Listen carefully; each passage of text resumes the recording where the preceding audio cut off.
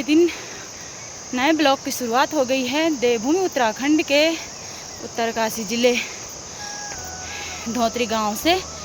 तो धोत्री गांव तो पीछे रह गए मगर श्री गांव ऊपर रह गए। बीच रास्ते से मेरी ब्लॉगिंग की शुरुआत हो रही है। तो दोस्तों मुझे पुरानी याद ताज़ा हो गई है जब मैं इस रास्ते से रोज़ गुजरती थी। नीचे और ऊपर जब मेरी दादी श्री में रहती थी और हम धोत्री रहते हैं, तो मेरे ताऊ और चाचा जी लोग वहीं रहते हैं श्री गांव में और हम धोत्री रहते थे। तो मैं अपनी दादी की वजह से हर रोज़ ऊपर नीचे जाती रहती थी, सुबह को नीचे और शाम को ऊपर। तो इस वाले रास्ते की मुझे बहुत पुरानी याद ताज़ी हो गई है। मन कर रहा क्या दिन थे वो जब मैं रोज़ जाती थी ऊपर नीचे। अब तो रास्ता भी अजीब हो गया है, झाड़ी झाड़ी हो गई है क्योंकि ऊपर से रोड है तो सभी लोग गाड़ी वाले रोड से जाते हैं। तो कोई जैसे हम जैसे लोग आते होंगे इस रास्ते से जब कोई गाड़ी का साधन नहीं होता होगा तब, नहीं तो ये रास्ता भी बंजर पड़ रखा है। तो दोस्तों मैं जा रही हूँ आज श्री गांव, जहाँ की मेरी जन्मभूमि है। तो दोस्तों ये है आजकल हर जगह लवाई मढ़ाई चल रही है धान की। ये देखो हर जगह लोग लगे हैं कामों पे आजकल। तो दोस्तों ये देखो यहाँ ऊपर जो गांव अंधेरा टाइप दिख रहा है, मतलब धूप नहीं लगी अभी। वहाँ जाना है हमने अभी इधर से होके, अभी बहुत दूर है। तो जब इसके तो आफत आ गई, बिना गाड़ी की कहीं जाती नहीं ना इधर उधर, इसलिए।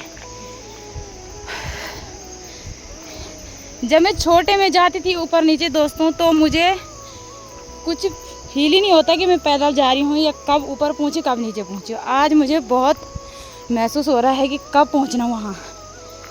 तो ये समय समय की बात है दोस्तों, समय कब बदल जाए। तो दोस्तों ये देखो जो ये गार्ड आ रही है जो ऊपर से नदी भी कहते हैं। तो ये जब श्रावण के महीने जब नदी गार्ड जब अपना रूप लेती है तो वो समय तो किसी को पता नहीं रहता है कब क्या हो जाए, ये तो प्रकृति का नियम है। और पिछले 2024 में आई थी तो हमारे श्री गांव से वहाँ से आई थी आपदा जब, तो सारे खेत भैंस बैल सारी बहुत ज़्यादा नुकसान हुआ था। तो भगवान करे कभी किसी के साथ ये अनसुनी घटना ना हो, और हो जाए तो ये तो किसी को पता नहीं कल क्या होने वाला है। तो यहाँ रास्ते की जगह रास्ते नहीं रह रखे हैं और खेत का तो कहीं नाम निशान नहीं है। पिछली बार तो ये देखो रास्ते के हाल।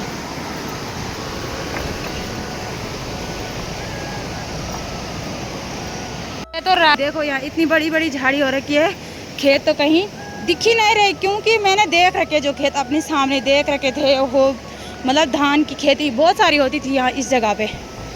वो आज झाड़ी दिख रही, सिर्फ ये भी नहीं कर रहा मन कि यहाँ खेत थे होंगे कभी, क्योंकि मैंने देखे हैं। इसलिए मुझे बहुत दुख हो रहा है कि अपने पूर्वजों की धरोहर को संभाल के रखना चाहिए और अपने बच्चों के पास भी यही संस्कार देने चाहिए, क्योंकि बाहर भी जाना चाहिए। क्योंकि जब हमारे गांव में सुविधा नहीं, स्कूलों की हो चाहे हॉस्पिटल हो चाहे कुछ भी सुविधा नहीं, तो जाना भी पड़ता ही है।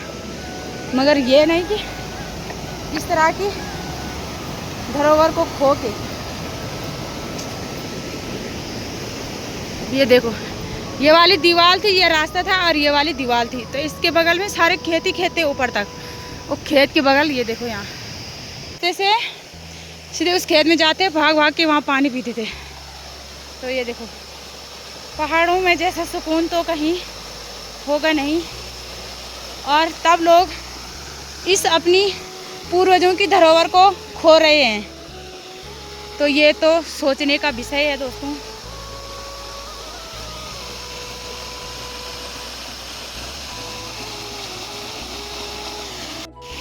क्या हुआ? ऐसी थकान लगती थी मेरे को भी पहले, तब मैं भाग भाग के वहाँ पानी पीने जाती थी। फिर नीचे जब मैं नीचे आती थी श्री गांव से तब तो पता ही नहीं लगता था कि तो 20 मिनट में मैं घर पहुंच गई, पर ऊपर जाते टाइम बहुत बीती थी इस रास्ते में जाते वक्त।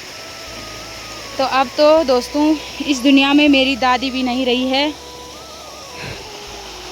क्या करना।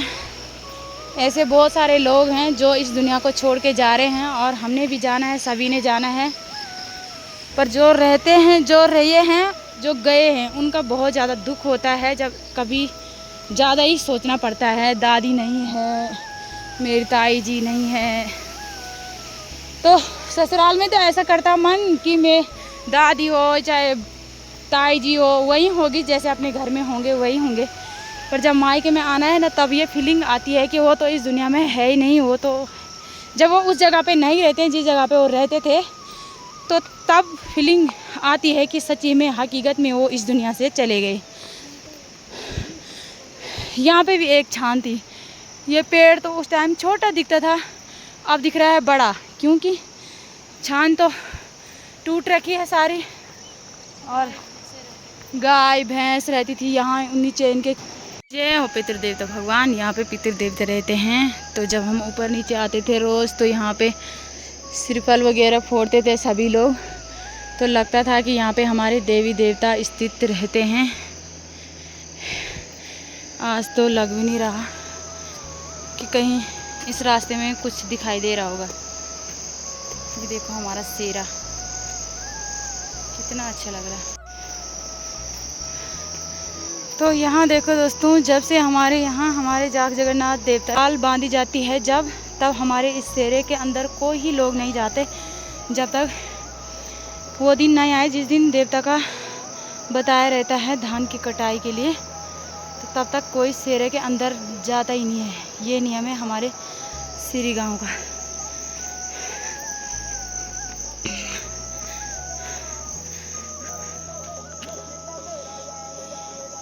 धान कितनी अच्छी तरह से पक रखा है, देखो। ये है पाली तरफ।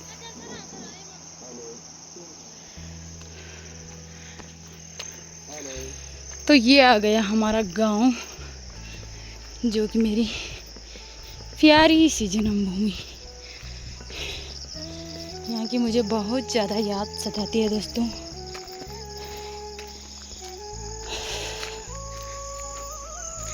ये रास्ते में है जो ये वाले खेत हमारे भी थे, तो अब तो मुझे याद भी नहीं है कि ये वाला शायद हमारा ही वाला खेत है, ये वाला।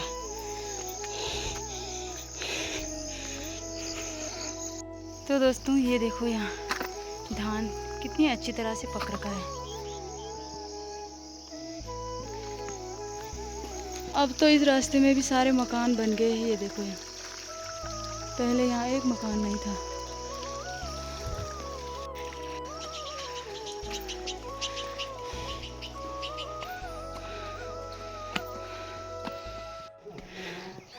तो दोस्तों ये घर है हमारा पुराना वाला, जहाँ मेरे चाचा चाची ताऊ ताई रहते हैं।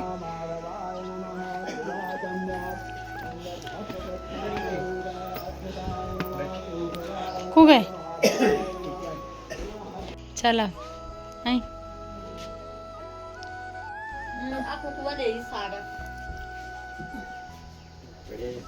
बढ़िया कंदा ना लिदा तो आज मार आ गई।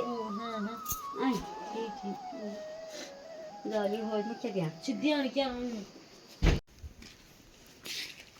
ता क्या देखें ताकि तो ये ना ए चार दिन का आए तो फोन करो जमा का ए सुनो फोन करो मैं ये मां। तो दोस्तों मैंने आगे टाइम नहीं बताया था आप लोगों को कि हम क्यों जा रहे हैं श्री गांव।